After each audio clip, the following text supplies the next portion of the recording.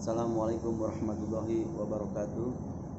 Perkenalkan, nama saya Nanda Gustian dari Universitas Tisnu Nusantara Tangerang. Sini saya akan menjelaskan narasi saya yang berjudul Pemerataan Ekonomi.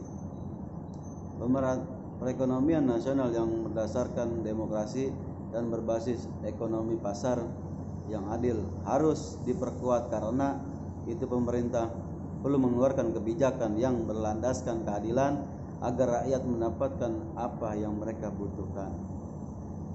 Equity untuk meningkatkan kualitas hidupnya, bukan sekedar equality atau kesamaan perlakuan semata. Pertumbuhan ekonomi harus dapat menyentuh dan dirasakan seluruh masyarakat Indonesia. Hari ini saya umumkan kebijakan pemerataan ekonomi dalam kurung KPE yang bertumpu pada 3 pilar, yaitu lahan, kesempatan, dan sumber daya manusia, kata Presiden Joko Widodo saat meluncurkan kebijakan pemerataan ekonomi KPE dan reforma agraria di Boyolali.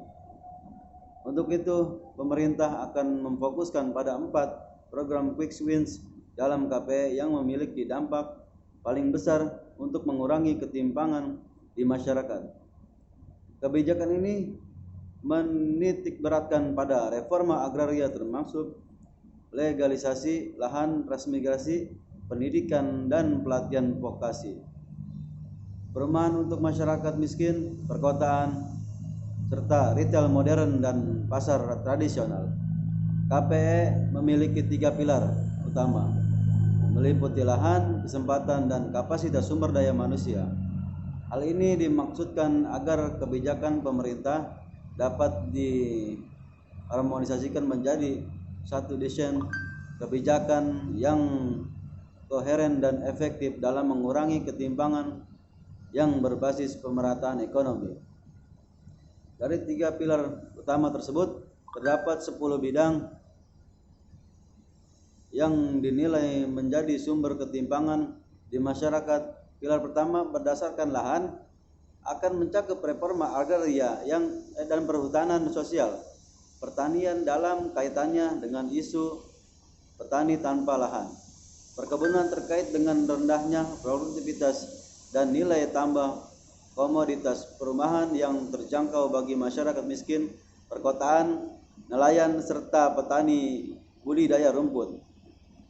Sementara pilar kedua berdasarkan kesempatan akan menyasar permasalahan sistem pajak, manufaktur dan informasi teknologi, perkembangan pasar retail dan pasar tradisional, serta pembiayaan dengan dana pemerintah. Terakhir, atau pilar ketiga, yakni meningkatkan kapasitas sumber daya manusia, ditargetkan untuk menyelesaikan isu vokasional, kewirausahaan, dan pasar tenaga kerja. Menurut Menteri Koordinator Bidang Perekonomian Darmin Nasution, KPE ini dibuat karena profil perekonomian Indonesia saat ini membutuhkan antisipasi pemerintah untuk memastikan pertumbuhan ekonomi berkualitas yang juga mampu mengurangi ketimpangan di masyarakat.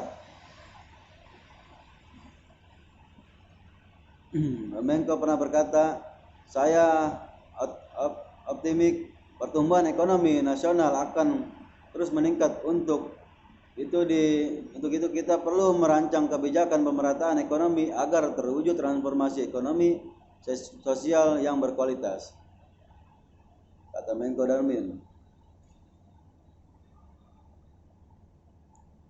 Quick win berforma agraria termasuk legalisasi lahan transmigrasi seluas 2020 ha dan 3.800 ha prona siap dilegalisasi dari total 4,5 juta ha, sementara tanah terlantar seluas 23.000 ha dan 77.000 ha dari pelepasan kawasan hutan juga siap diretribusi dari total 4,5 juta. Adapun lahan tanah objek reforma agraria TORA yang telah diidentifikasi tersebar di beberapa provinsi seperti Banten, Jawa Barat, Jawa Tengah, Riau, Kalimantan Barat, Sumatera Barat, Sumatera Utara, Maluku.